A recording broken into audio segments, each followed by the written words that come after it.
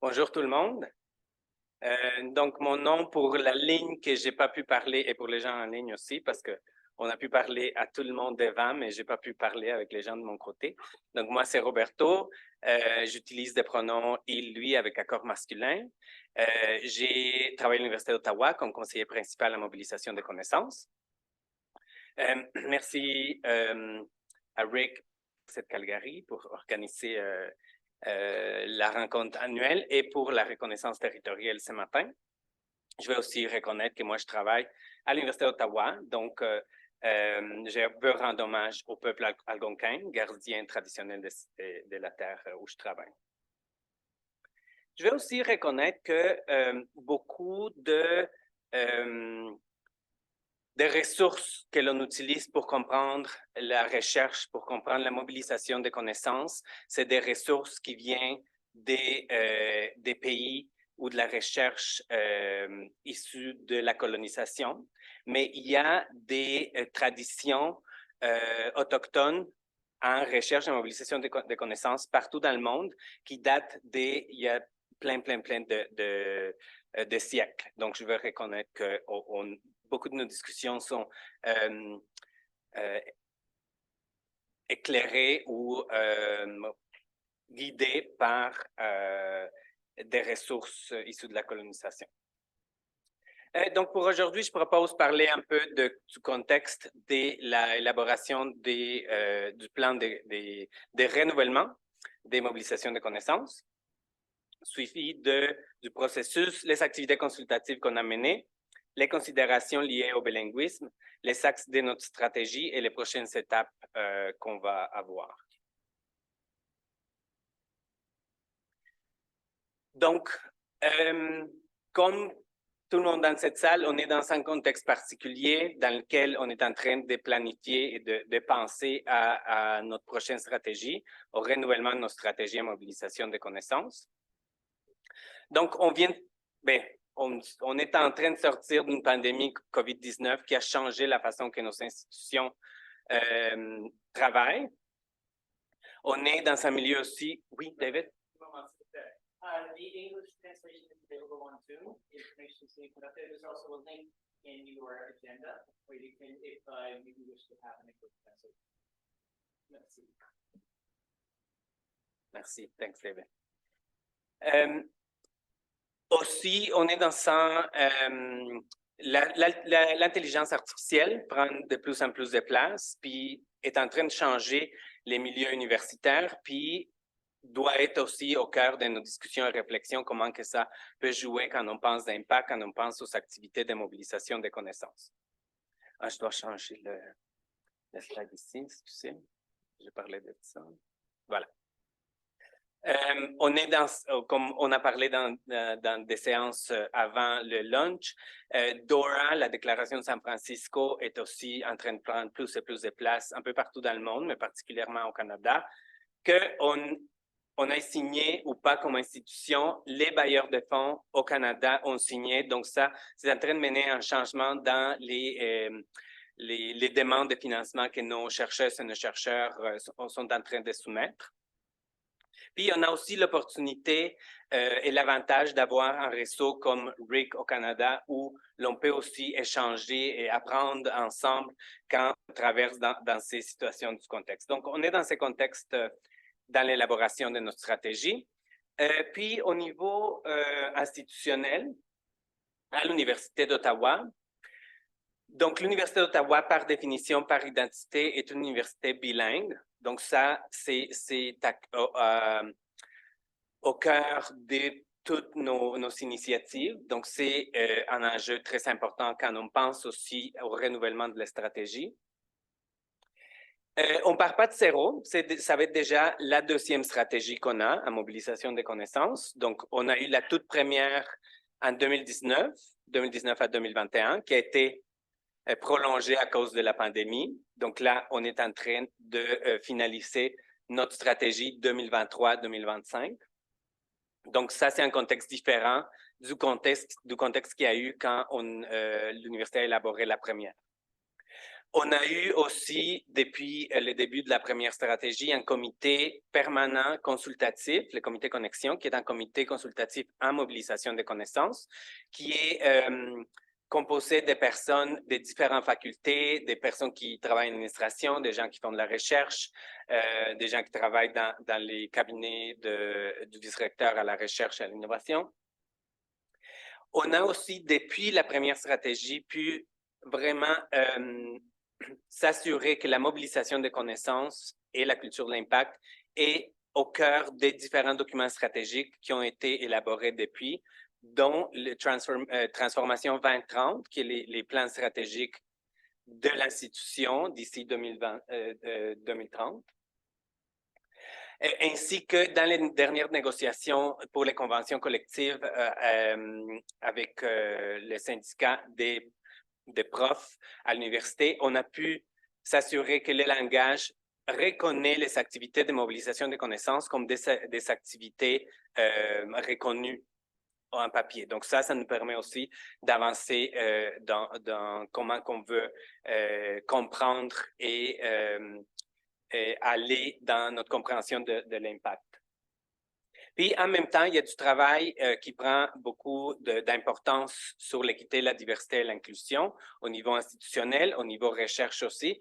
Puis, on ne peut pas nier les liens et les croisements qu'il y a avec la compréhension qu'on a de l'impact puis les mobilisations de connaissances. Donc, voilà, ça c'était la stratégie 2019-2021, donc qui est arrivée à échéance. Donc, on travaille sur le renouvellement présentement. Donc, c'est quoi le processus qu'on s'est donné pour le renouvellement de la stratégie? Donc, on a eu des consultations en début d'année. Je vais parler plus en détail, c'était quoi les consultations.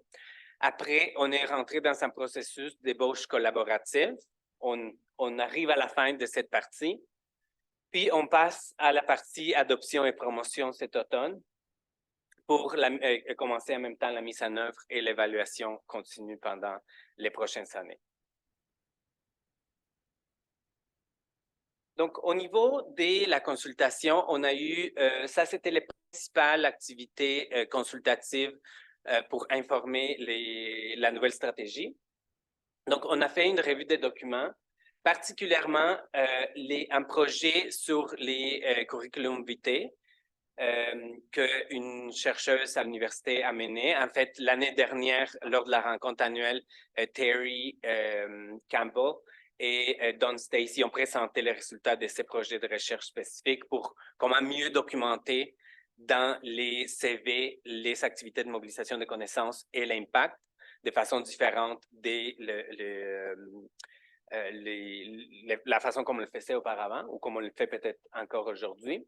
Un sondage qui a été mené par notre bureau en 2021 pour savoir, après 2 ans de la stratégie, c'était quoi les niveaux de sensibilisation puis les besoins de notre communauté de recherche, particulièrement les chercheuses et les chercheurs. Les projets IRIS, qui est Institutional Research Impact Study, qui avait 2 volets, je vais parler un peu plus tantôt. On a fait aussi une tournée de facultés. Donc Terry Campbell, qui est l'AVP Service de gestion de la recherche. Donc, je travaille avec elle. On a fait ensemble une tournée pour rencontrer individuellement chacune et chacun des vice-doyennes et vice-doyennes recherche dans chaque faculté, avec d'autres personnes qui ont été invitées par eux.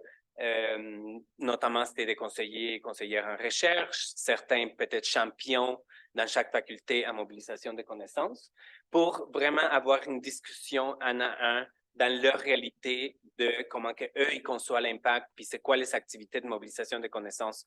D'un côté, pour savoir, lorsqu'on est en train de réviser les CV, parce qu'on va l'implanter en ligne aussi, savoir qu'on oublie aucun type de mobilisation d'activité de mobilisation de connaissances dans le gabarit, mais en même temps pour savoir pour les prochaines années, c'est quoi leurs besoins, c'est quoi leurs priorités. Puis c'était la première fois que ça se faisait une rencontre de façon individuelle. Il y a la commission de recherche où tout le monde vient ensemble pour discuter des sujets dont la mobilisation des connaissances, mais d'aller vers eux, les rencontrer dans leur bureau, dans les facultés et entendre seulement de leur perspective. C'était la première fois qu'on le faisait. Puis avec les membres du comité consultatif connexion aussi.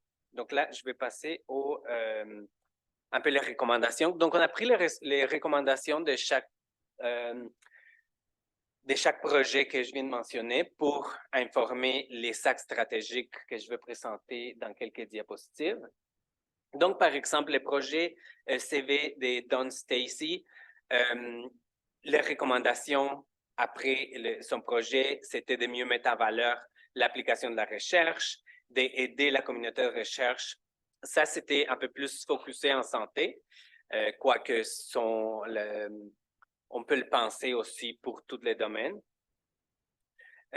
Parce qu'on entend que on est présentement dans un paysage qui change rapidement aussi. Donc, il y a plusieurs personnes de la communauté de recherche qui sont un peu perdues, donc de les aider, de les accompagner dans ce moment de changement. Développer de modèles de CV, ce qu'on est en train de faire, comme la présentation de l'année dernière, ainsi que d'inciter les bailleurs de fonds et les établissements universitaires à reconnaître et à créditer la recherche appliquée. Donc, entre autres, dans la promotion des profs dans leur parcours de carrière.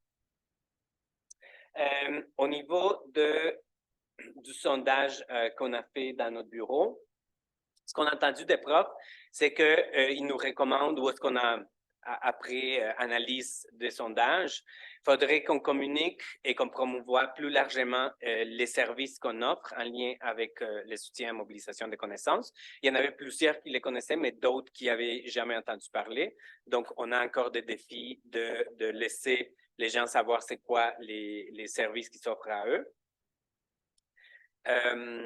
Ils veulent qu'on continuellement développe de nouvelles ressources de formation qui répondent à des besoins émergents ou des situations qui peuvent arriver. Donc, il y a certaines formations comme des bases qu'ils veulent garder ou certaines qu'on réfère qui sont offertes déjà, par exemple, par RIC, que sont offertes à nos communautés de recherche, mais d'autres qui voudraient plus spécifiques dans certains besoins. Ils apprécient beaucoup la vie personnalisée quand ils vont présenter une demande et qui ont accès à une personne ressource qui peut commenter sur leur plan. Donc ça, ils veulent qu'on garde ça. Il y a la recommandation aussi d'identifier les options pour répondre aux besoins exprimés par la communauté de recherche, ainsi que renforcer la reconnaissance formelle des activités. Donc ça, on l'a pu, entre autres, avec la convention collective, c'est une des façons d'avoir une reconnaissance formelle, mais on a aussi créé, depuis la première stratégie, des prix institutionnels pour l'excellence en mobilisation des connaissances. Donc, ça fait partie de ces recommandations. Je dois jongler avec deux ordinateurs, donc ça me prend quelques secondes entre chaque diapo. Donc, le projet IRIS, un volet de ce projet, c'était une carte des actifs.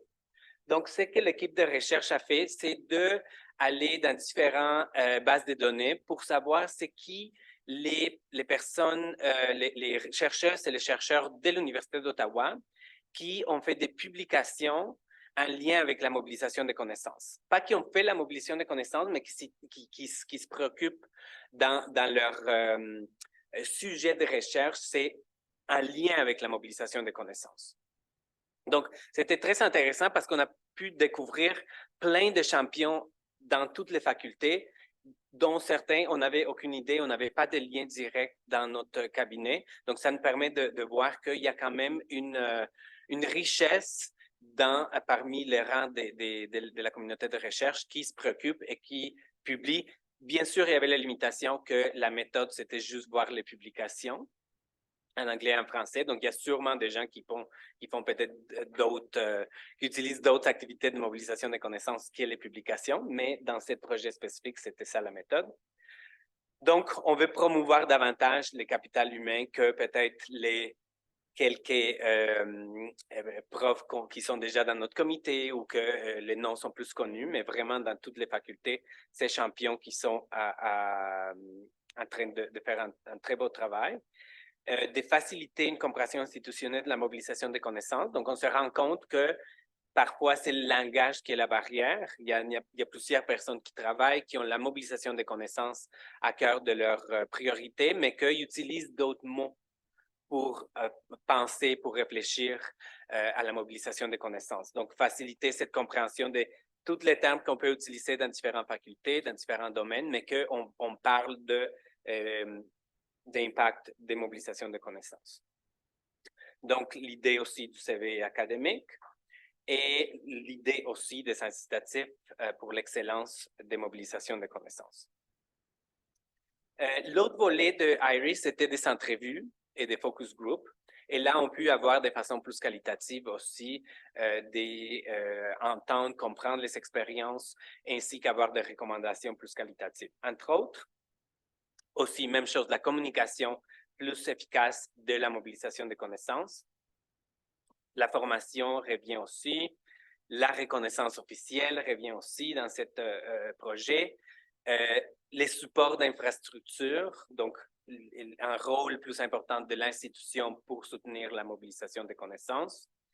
Il parlait aussi de l'apprentissage expérientiel. On avait dans Dr. Rick, il y a quelques mois aussi, on parlait un peu de ça. Et ainsi que d'intégrer les efforts dans les systèmes institutionnels de récompense. Donc, pour la promotion, pour le recrutement, de montrer qu'il y a différents chemins de carrière pour les profs, soit dans l'enseignement, soit dans certains types de recherche, mais aussi dans des activités d'engagement avec les communautés, avec les partenaires, les personnes utilisatrices de connaissances.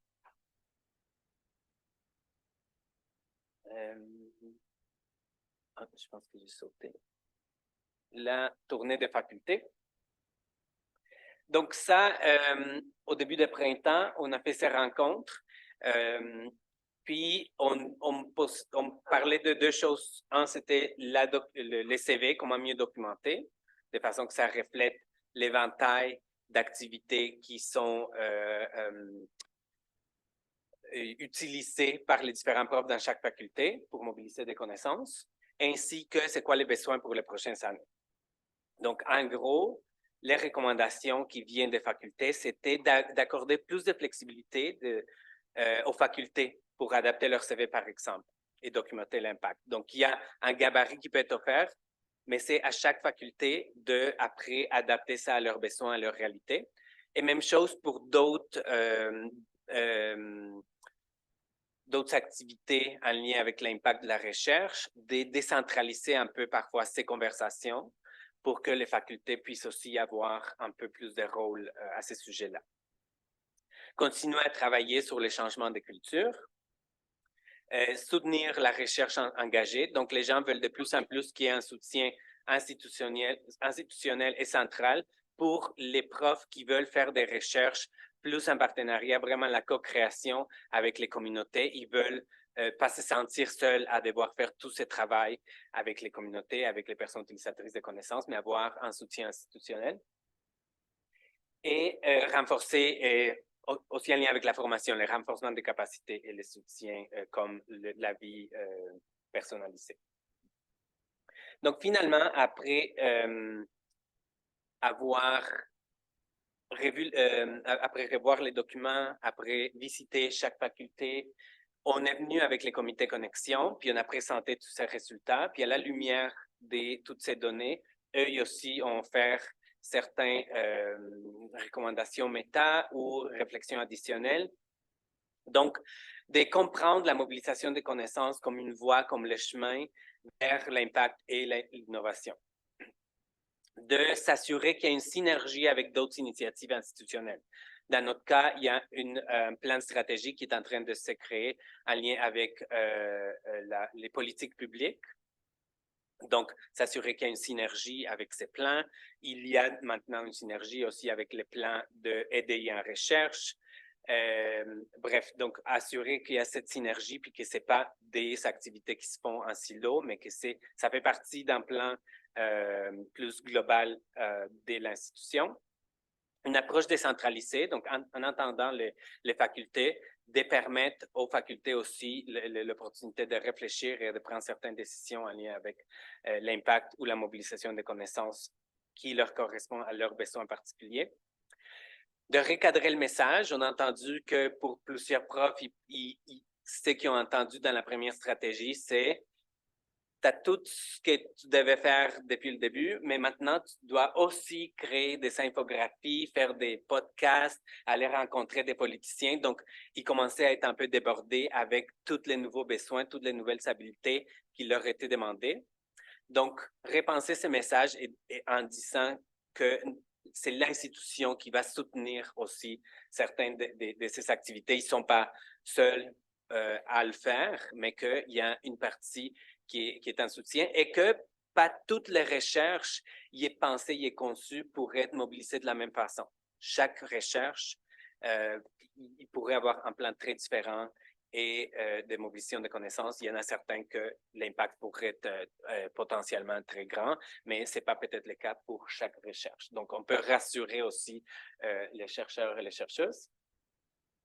Puis, l'impact équitable. On veut s'assurer que cette nouvelle stratégie inclut les concepts d'équité dans notre plan. Donc, s'assurer que l'impact qu'on pense, qu'on veut promouvoir, c'est un impact qui a un bénéfice pour la société. Donc, tantôt, Heather parlait dans sa séance aussi avec la belle mission de l'université. C'est un peu cette idée aussi de s'assurer que c'est pour les mieux.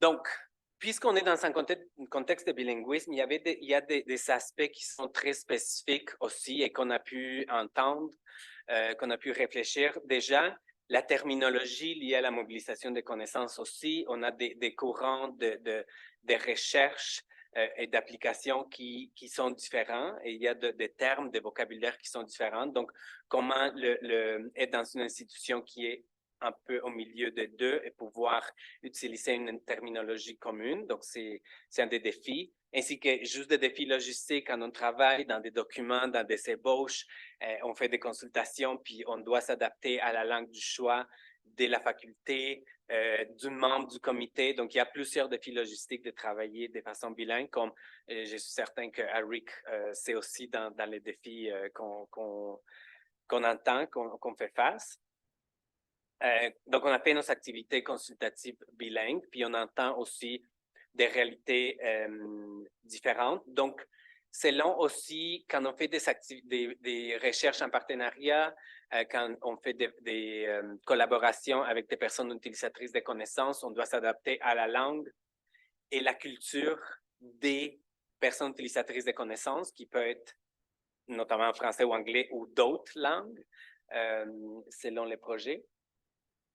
On a aussi des enjeux propres à l'évaluation de la recherche en français. Donc, les profs à l'Université d'Ottawa qui décident de faire leur recherche en français, pour plusieurs d'entre eux, ils parlent d'un enjeu d'identité, d'un enjeu de conviction, parce qu'ils reconnaissent, ils savent qu'ils sont pénalisés à cause de faire leur recherche en français, parce qu'il y a plusieurs des indicateurs de recherche, des index, qui travaillent juste avec les publications qui se font en anglais. Donc, ceux qui publient, qui présentent en français sont pénalisés. Donc, il y a une inéquité à ces sujets-là, mais il y en a plusieurs que, malgré ça, ils sont convaincus de le travail et la valeur de faire leur recherche en français. Mais c'est des enjeux qu'on doit réfléchir maintenant qu'on discute à l'impact, puis s'assurer que les gens qui décident qui préfèrent ou qui décident de faire leur recherche en français, qui ne vont pas être pénalisés quand on repense à l'impact de la recherche.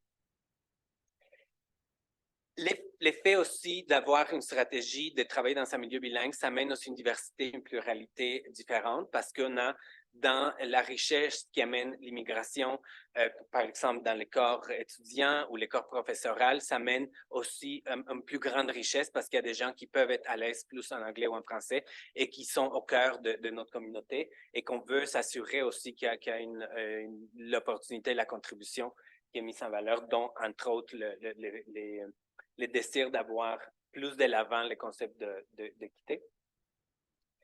Et il y a une opportunité, donc malgré plusieurs défis que j'ai mentionnés, mais il y a la richesse et l'opportunité aussi d'impact plus large. Donc, malgré tous ces défis, l'effet de pouvoir travailler de façon bilingue, d'avoir une stratégie qui est bilingue, permet aussi d'aller dans différents milieux, donc d'avoir un impact plus large.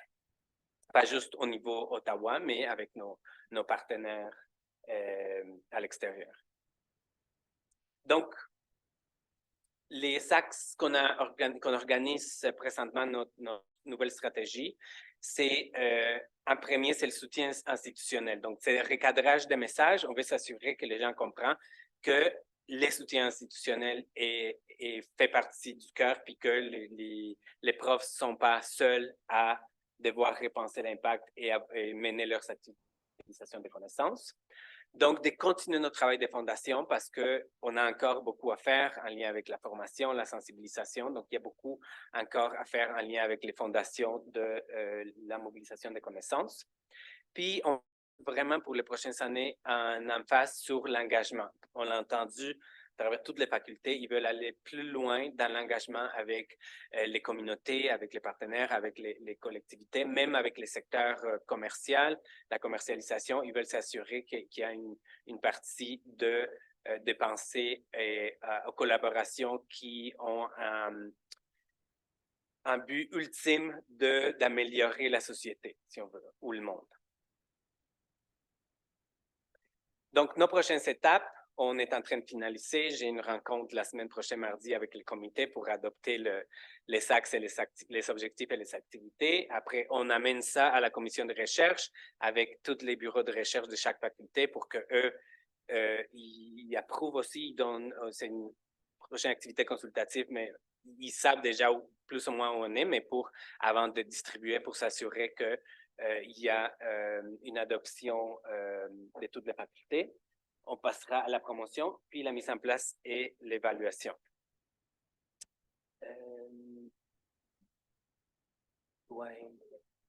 Parfait. Puis, juste pour finaliser, quelques leçons apprises jusqu'à date dans ce processus.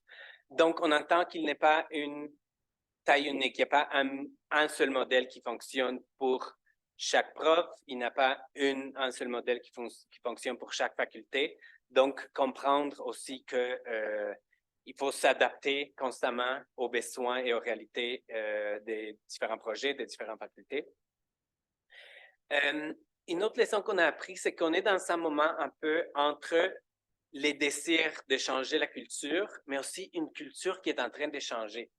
Donc, en anglais, quelqu'un qui l'a exprimé, c'est changing culture, parce que c'est à la fois l'effort de vouloir les changer, mais le fait que c'est en train de changer. Donc, on est dans cette période de tension un peu. Les bilinguismes, puis tout ce qui amène en lien avec les défis, mais aussi les opportunités. Puis, l'approche des collaborations pour les processus aussi avec les différentes facultés, avec les comités, aussi informés par des projets de recherche qui ont été menés à l'université, qui ont des chercheuses et des chercheurs qui ont mis du temps à réfléchir où qu'on pourrait s'en aller. Donc, ça, c'est parmi les quelques leçons qu'on a appris. Puis, voilà. Donc, je ne sais pas si on a le temps de questions. Je pense qu'on est juste à l'heure. Merci.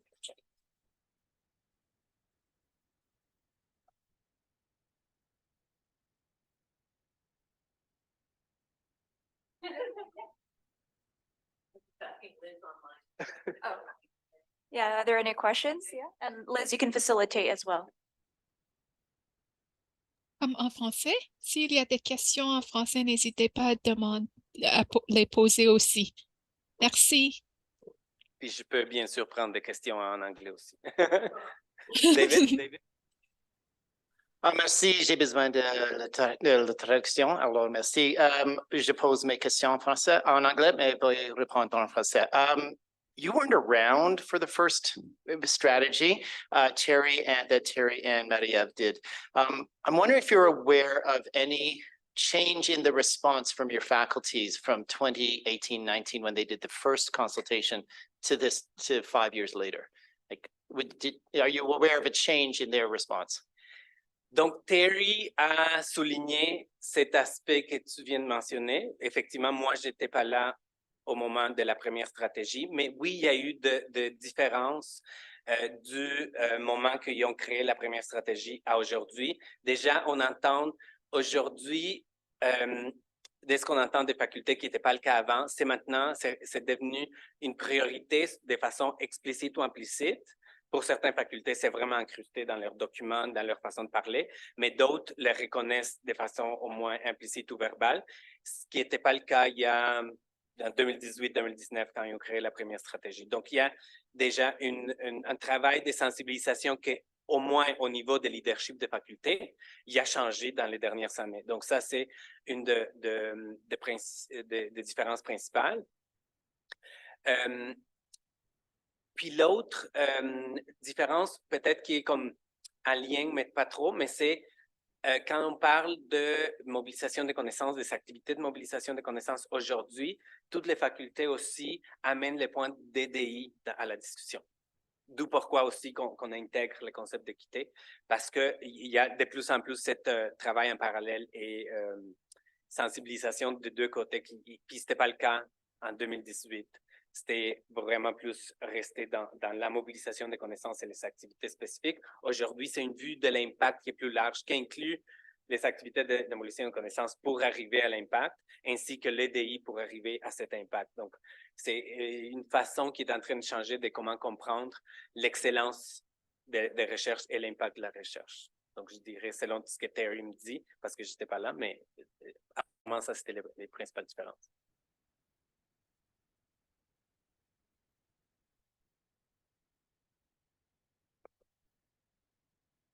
Merci beaucoup, Roberto. Moi, c'est pas une question, c'est plus une contribution. Il y a le scientifique en chef du Québec, Rémi Quirion, qui a tenu à organiser en avril dernier une journée sur la science en français. Et c'était, je sais pas, moi j'y étais, je sais pas s'il y a un rapport qui a été émis suite à la journée. Sinon, je pourrais te passer mes notes, mais c'était vraiment intéressant sur toutes les problématiques liées justement au fait de mener des recherches en français. Ce que tu expliquais un peu plus tôt avec les indicateurs d'impact, tout ça. Voilà. Oui, si tu peux me le faire parvenir, ça serait intéressant. Merci, Julie.